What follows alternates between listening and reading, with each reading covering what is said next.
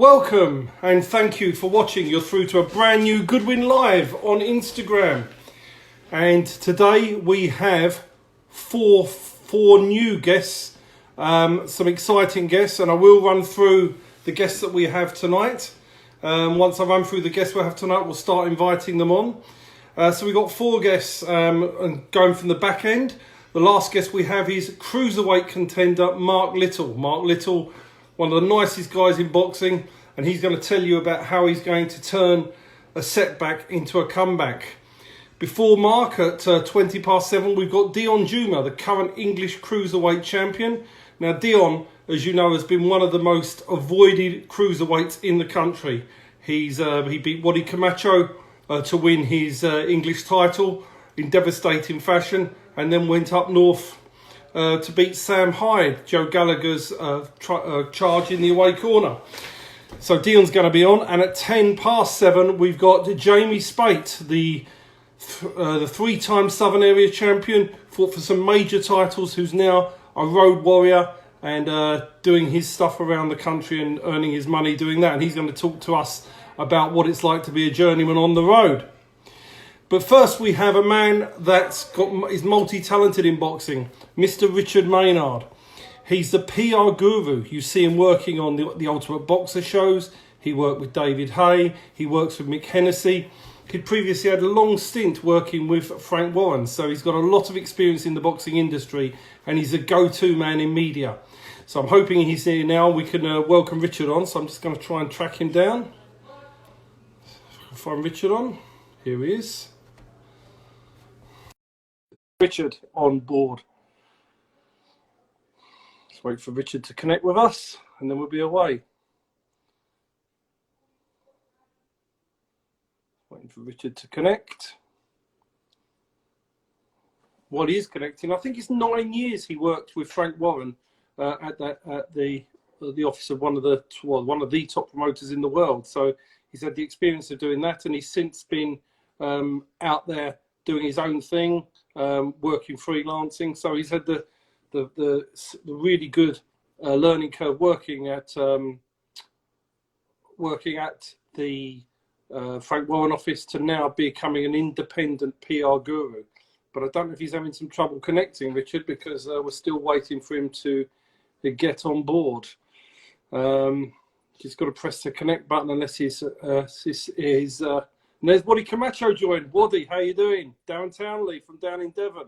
Good to see Darren on as well. So Darren, who's really overdue a title shot, so hopefully we'll get that for him very shortly. I'll give it another go with Richard.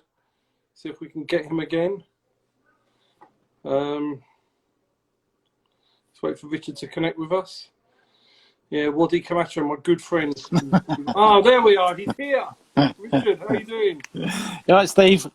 Not bad. What are you doing? You're sitting in the garden chilling I know. out, I was just getting the right landscape, to make sure the good background. Everyone's got bookshelves or trophy cabinets, so I thought I'd have something different.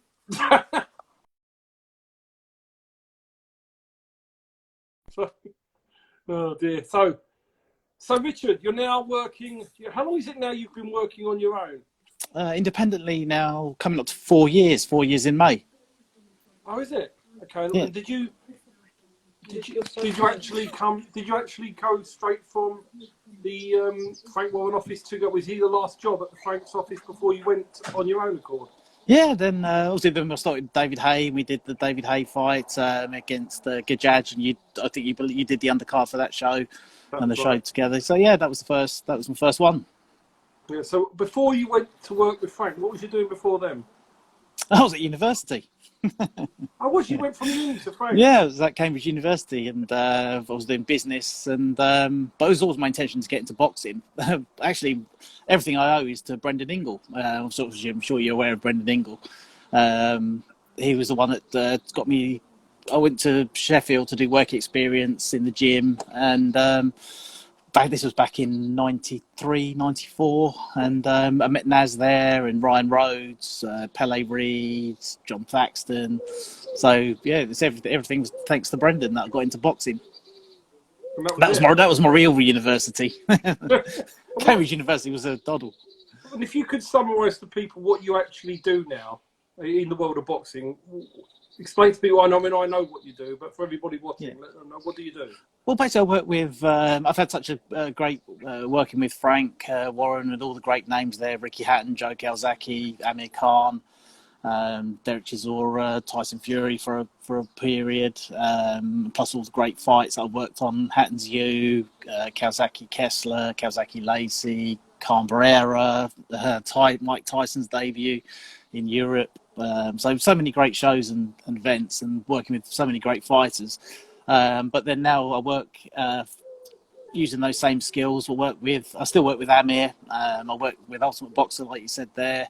I also work with some brands like Everlast, and I've expanded more into the fitness and leisure industry as well. So I work with UFC gyms, opening their gyms in the UK. So now it's a bit more varied, but boxing is still my core that I work on, and just basically working with fighters. So, for example, Mick Hennessy, I work with his fighters, so like Alex Dilmagani, Isaac Chamberlain, Shakan Pitters, his son Michael. So he's got a little stable of fighters there. So just basically working with them and looking to get them into the media, get them coverage, and build them up. And obviously we work with Channel 5, so all his fighters on terrestrial TV. And yeah, it's great. It's good to be able to work with such a diverse people in the boxing world. Yeah, I mean, who's been the most enjoyable boxer to work with, and why? They've all been great actually, and it's not been. I'm just trying to think if there's anyone. They can't all have been great boxers. Aren't all great to work with. Working with Joe Calzaghe was probably the best, the experience I had, because literally, in my eyes, he was probably one of the best fighters to come out of Britain post-war, and so many great nights and fights with him. But he could be great working up to the fight, but then on fight week, it would be a nightmare because he just wouldn't do anything. He was making weight. He was cutting weight. He was getting focused on the fight, which you could understand.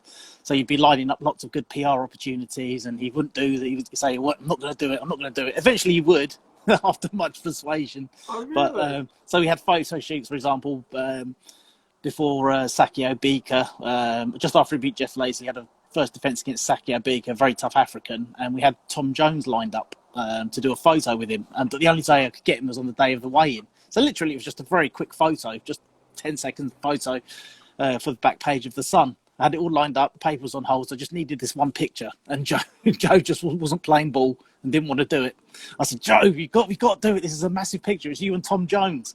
And he was adamant, no. And then I thought, "Oh, this is going to drive me mad. I've got to get this picture because I can't have it not going in and someone else getting in." So eventually he relented and we got in. But literally, they've all been great to work with. Ricky Hatton would do anything, absolutely anything and everything. Did you have much fun then as he is now? Yeah, he's always cracking, messing around. I always remember I did a photo shoot for a poster we were going to do for a show in June, calling it D-Day, and it was with Joe Calzaghe and Ricky Hatton topping the bill, and we both had to get them dressed up in army gear. Joe was going through his cool period then, where he's like a bit like David Beckham and wanted to be the cool sportsman. And Ricky was just up for anything. So Ricky put all the gear on, was rolling around the floor with his army gear, getting into it. He goes, "Come on, Joe, put it on." And Joe goes, "I'm not doing it. I'm not putting it on." Crazy. Different characters, aren't they? Yeah, but no, it's all fights. You have to understand, at the end of the day, it's a business, and fighters have to train and do work, but there is the other side with PR and media commitments, and it's a fine balance, and you have to just try and judge it. So when you was working with Frank Warren, was that your sole role there? Just PR media, yeah. Just the media. So you do all the PR releases there, and press releases, setting up press conferences, all publicity for the fighters, getting them onto TV shows, radio shows, magazines, obviously now social media, like you're doing yourself now. Social media is so important now. So it was a big role. Yeah, so I suppose this big drop out of boxing at the moment, it's not great for you, is it? Well, yeah, listen, it's like boxing. You got to go with the rough and the smooth. It's a crisis for everyone in the industry, in boxing, but in the wider sphere, it's a big crisis for society. So we've got to stick together, get through it. We will get through it, and the belief happier days will come. And when's your view about boxing being back in some form or other? Well, I'd like to see something by the end of the year. You know, it's hard for the fighters, promoters, obviously, like yourself. It must be, be heart-wrenching. You've already got fighters that come on to you. I need to fight. I need to earn. And you've got to. You're in the same boat as everyone. You've just got to just hope that the numbers go down with the deaths and become stable, and the restrictions get lifted. But like you say, it's going to be in stages, and I can't see it being till later in the year. With also how it's going to work with social distancing, how does it work in shows? Do you do it behind closed doors and just test all the fighters, promoters, the managers, fighters, medics, everyone that comes into an arena for a closed show? How do you do that? And plus social distancing as well. So it's I don't think it works. I don't think it works boxing without a crowd. You need that crowd. How can it'd be just like a sparring session, being in the gym watching a sparring session. I think if you've got no crowd in there, you need the crowd for that atmosphere to lift the fighters to. When they land a good shot and you get them geared on, the other fighters wants to go up and retaliate or cover up, and I just don't think it works without a crowd. Not like football. Yeah. Football has been done. It's been seen. It can be done, but maybe I do agree. It's going to be very difficult. I think that's the only way the big promoters are going to get shows on, though. But maybe that is the only way, to get the fights out. It's going to have to be done. And Sky BT are going to need the content, but listen, Richard, I hope for all of our sakes, hope we get back to normal quickly and everybody's life gets back to normal. And thanks a lot for coming on and joining us. Very lovely, thanks for having me. It's been an experience. Normally it's the other way around, me setting up interviews, not being interviewed. But it's very good. Thanks a lot, Rich. Lovely, thank you. Take care, mate. Cheers. So that's Richard there, who's going to log off now, and then we're going to move on to the road warrior himself, Jamie Speight. We're going to see where Jamie is and see if we can get hold of him. Oh, the genius himself. He goes by the moniker the genius. I actually do want to ask him why he's called the genius. Now, since you're on, Jamie, how are you, mate? You good? Steve, how are you, mate? Who gave you the name the genius? Because that wouldn't be something that I would call you. You'd have called me the funny man or something, I don't know. The genius. It was actually a photographer from London. And when I first turned pro, he was asking me, he said, have you got an alias? And I said, no. And then he said, well, tell me a little bit about you.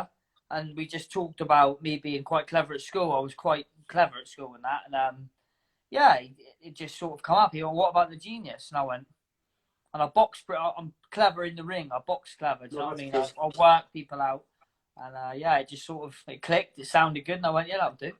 No, you're a very intelligent fighter. We've discussed that you're going to make an even better trainer now, in my opinion. So, there's a lot still to offer. So let's talk about what you've achieved, because I've written it down before we come on, and it's quite impressive. I mean, you are a 3-time Southern Area champion, twice at featherweight, once at super featherweight. Yeah. You've challenged for the IBO international title. You've challenged twice for the English title, and you've challenged for the WBC international title. People don't realise that. That's a fantastic resume.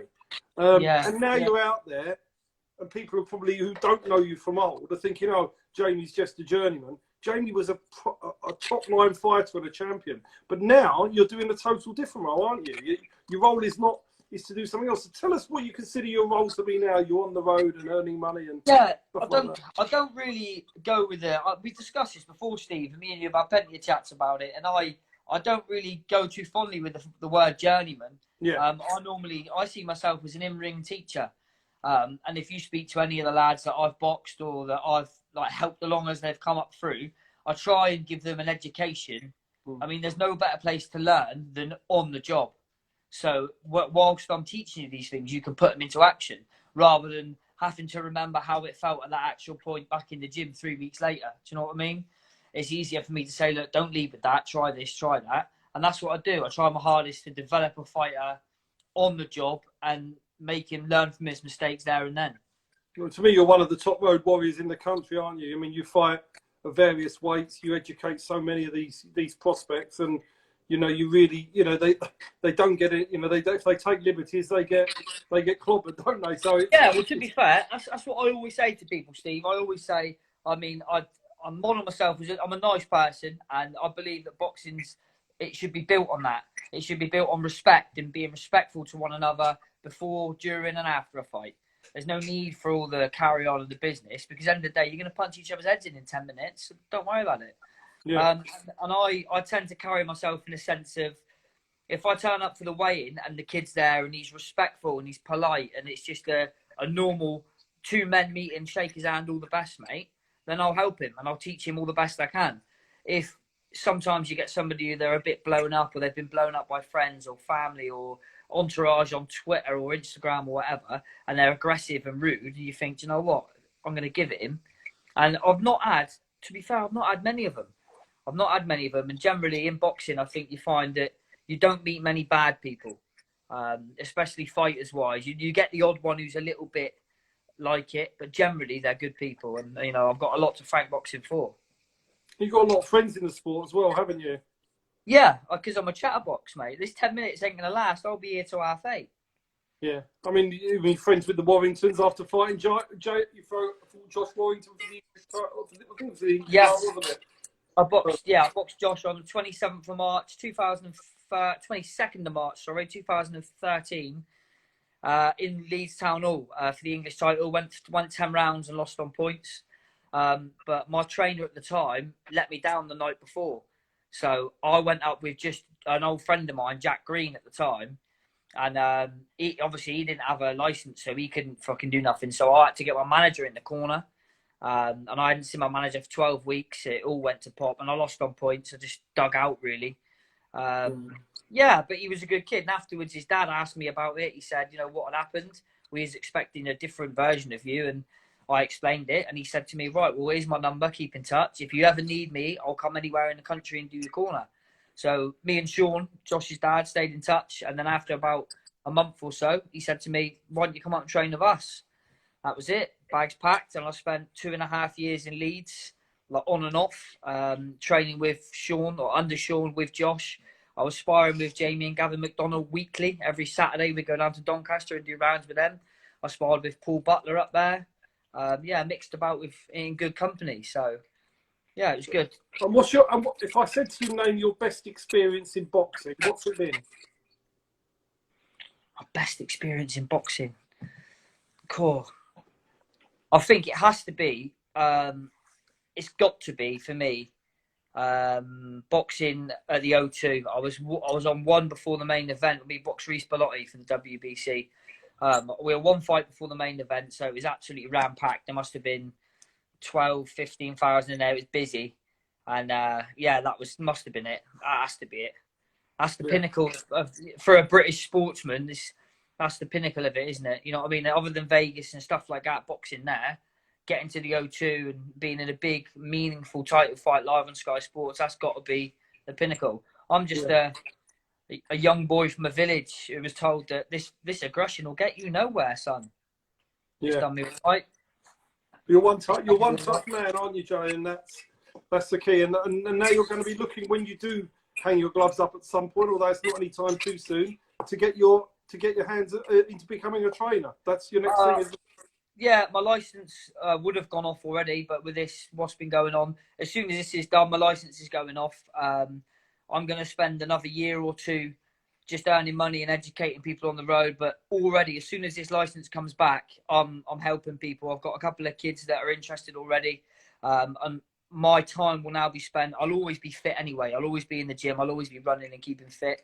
But my time will be spent now investing in others and hoping they don't make the wrongs that I've made. My job is to make sure that they get the information that they deserve that I didn't get when I started. Do you know what I mean? No, brilliant. Yeah, but I mean, you're good at whatever you do. You're a fantastic credit to the sport, and also a really nice person as well. One of the nicest people you could wish to meet. So, thanks for everything, Jamie. Thanks for being a good friend as well. Mate, appreciate that. Thanks for coming on tonight. Take care, mate. Take care. Speak to you later. Bye, mate. That's Jamie Speight, one of the nicest guys you want to meet. Really nice. Always in contact with him. And we're going to now be joined from somebody that's on the road to somebody that's aiming to become a champion. Already is a champion, but aiming to become a British champion. And I'm looking forward to speaking to one of the most avoided men in British boxing, who's going to become British champion. Nothing's going to deny him. And let's see what Dion's up to. Dion Juma. That's the so we want to get hold of now. Let's get hold of Dion. There we go. Send him an invite. One of the most talented boxers in the country who has not yet achieved what he's going to achieve. Dion, how are you? I'm well, Steve. How you doing? I'm good. I'm just saying that you're probably the best boxer that's yet to win the titles that he's going to win, and it's been very difficult, hasn't it, since you came back? And tell people about what you've had to. You've done it the hard way. We've had to do it the hard way, but tell everybody about what happened and your story about you. I mean, you boxed under the Sauerland, so give people a resume of yourself. It's been a road. It's been a long road. Obviously, since I got with you, we've had difficulties navigating. When I turned pro after winning 2 EBA titles, I left the GB squad, and I was signed by Sauerland. I was boxing out of Germany and Denmark for, I don't know, I'd say like a year and a half, almost 2 years. Stop-start career, got really ill, had a condition of the heart. And it's just been really hard to pick up from there, actually. And then I ended up taking 2 years out and came back thinking all the biggest promotional teams are going to want me. And that's when I met you, remember? And we had that conversation and we had that game plan where we're going to strategically plan how we're going to get ourselves back on top. And that's what we did. And here we are, mandatory for the British title. So Riakpor's sitting there with the title. He's going to have to defend against you now. Do you think Do you think they'll sit it out? Do you think they'll take the chance and fight you, or do you think they'll move him away from you? Because everything so far with Matchroom has been they just want to keep you out of the way, don't they? Yeah, I think it would be the best thing that he could do. I'm not even talking about for me. I'm talking about for himself. I see Richard as a novice. I see him as oozing with flaws. Now, for him to step up to world level after the injury he picked up in his last fight, I think that would be ludicrous and a silly decision from him and his team. So I think his best shot is to fight me to not just win the title, but to defend the British title. And then if he believes he can do that, then he's as good as he says he is. I think he's going to be pushed to beat you. I think that's going to be a very difficult thing for him. I think they know it as well. So we'll see how that goes. So I mean, obviously, that's not your aspiration, though. The British title is just part of what you want to achieve, isn't it? Yeah. From the youngest age, I wanted to be a world champion. It's always been the plan. When I turned amateur, I didn't want to be amateur for long. I always wanted to be a pro. So that's why setting about the European scene for me as a cruiserweight was the best decision. Cruiserweight at the time, the best cruiserweights in the world were from Germany. So that's why I went over there and learned my trade. Yeah, and where do you genuinely think? How far do you think you can go to now? Right now, Where do you think? I'm a world level fighter, Right. So I'm going for nothing less than the world title. Yeah, once we beat Riakpor, the whole, as I said to you before, the whole situation will be totally different.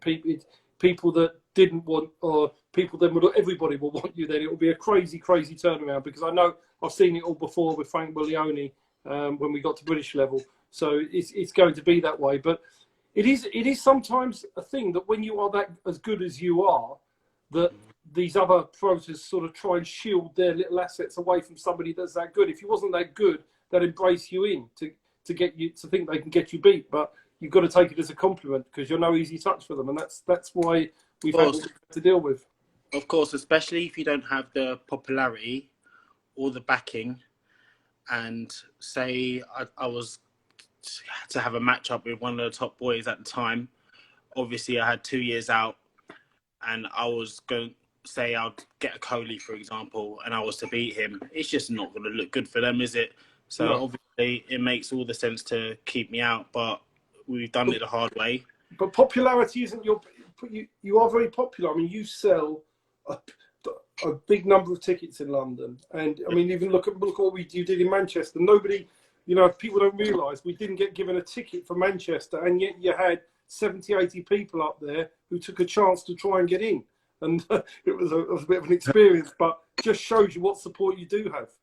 We put the work in, Steve. I've also got someone who Boxing BOS helps me sell my tickets, and it's not all done on my own, you know. And no, of course. As I said, we've worked from the ground up. Whether it was to do with getting popular, getting my name out there, it's just a lot of hard work. Yeah, somebody just put up there, get Juma a shot. Dion, just to get across, Dion has got a shot. It's just a case of time now. He's going to get the British title shot. They can't avoid it. It's written in stone. So you are getting that shot. But we've just got to wait and see.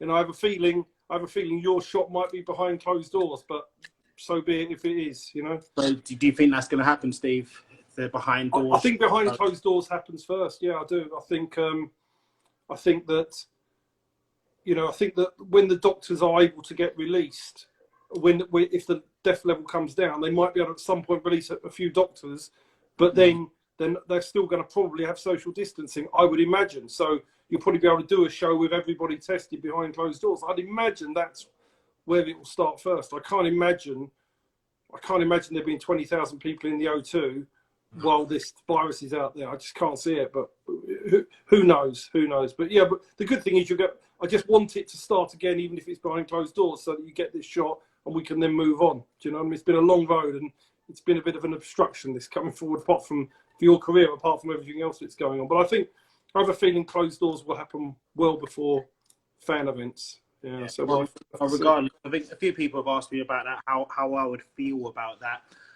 When you're a fighter, you need to be able to adapt. You know, we're going to be ready regardless, behind closed doors, in front of a crowd. Obviously, we'd love it at O2 Arena, or I don't know, one of those next gen shows. That would be amazing. But whatever, we're ready. Yeah, we got to fight whenever the board call for it, and you know that. So we'll get ready, and then we'll see how it goes. But Dion, as I said to everybody, that I said you're the most. People ask me a question, they go, "Who's the most talented boxer you've ever worked with?" And I always say Dion Juma, without a shadow of a doubt.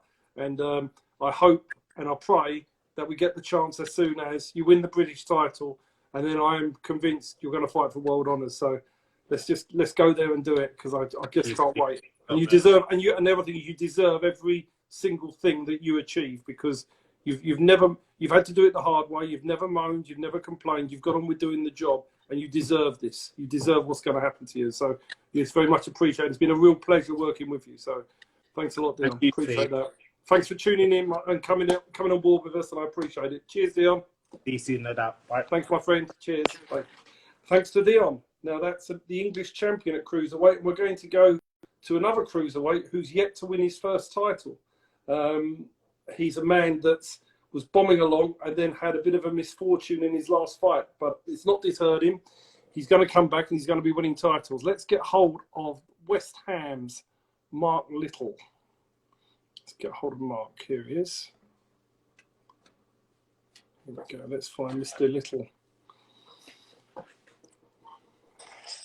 Mark, how are you? How you doing, Steve? You all right? Yeah, not working tonight. No, got night off, mate. Night off today. Is it? Yeah. So, how's things been for you? Have you been keeping sort of relatively fit, or? Yeah, relatively as much as I can do, Steve. I mean, I've been working pretty much 7 days a week at the moment, so that's been a little bit difficult. Yeah, but I just try and do a few runs and things like that. Obviously, there's no gyms open, so that's hard to sort of deal with. But yeah, just trying to keep as fit as possible, really. Yeah, so tell us about, so obviously you were motoring along in your career, on the verge of a Southern Area title shot, and then in your last fight it all went wrong for you, didn't it? Okay, with another 30 seconds you'd have won. So tell us why you think it went wrong, and it doesn't mean anything long term, does it? But tell us how you're feeling now, coming off that loss, because we haven't been able to rectify it, because obviously we've had this hiccup come with us with this virus. Yeah, no, I mean, I was absolutely gutted to get beat. Obviously, I never ever wanted to get beat. I probably should never have took the fight. My missus had we had our baby just a week before, and I thought I'd be all right with that. I thought I could carry on training, but I was sort of missing training because obviously being in and out of hospital and things like that.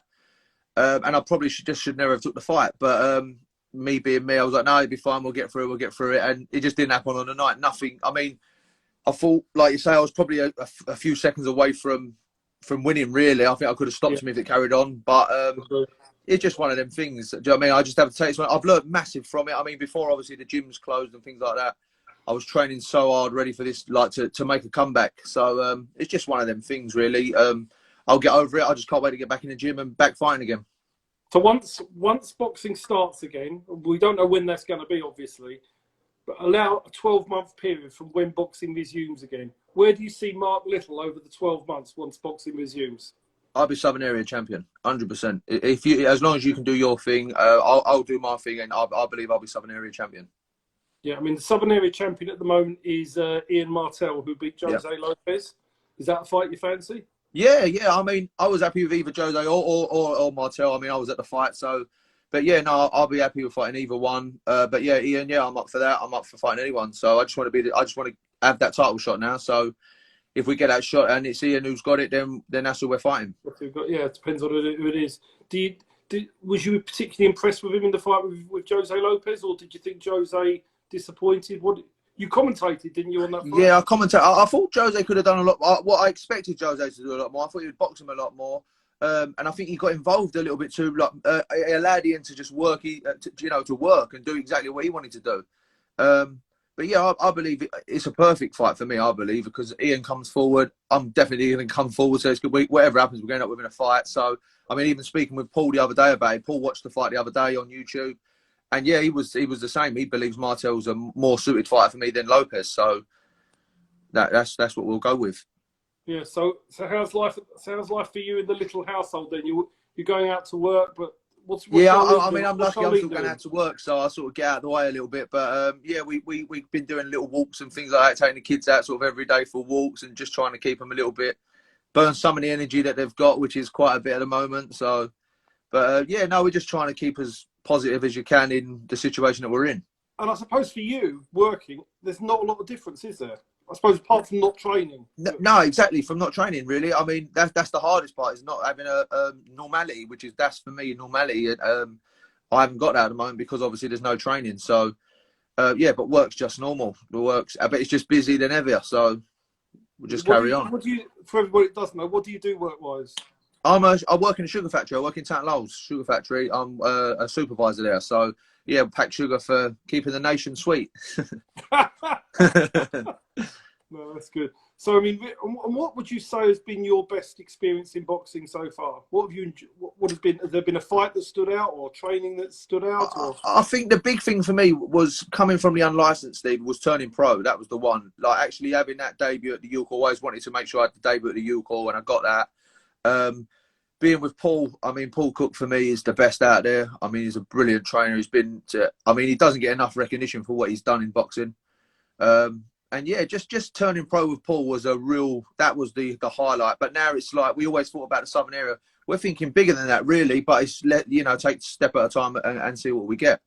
No, it's going to be it's always enjoyable to watch, and I've got to say, you've been a pleasure to, that you're a pleasure to manage, and a real, a really nice guy. So I hope you win the Southern area. You deserve that as a bare minimum. Thank you very much. It'll be a great story when it happens as well. So I can't wait to see you do it.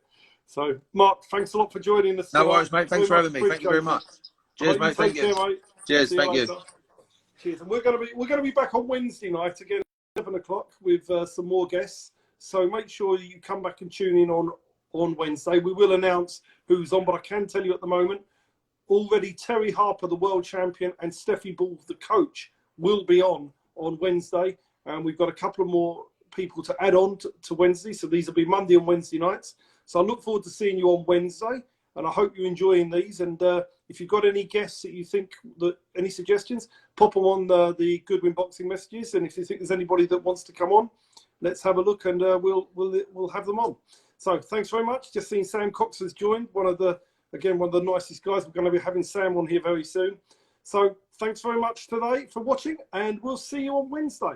Bye for now.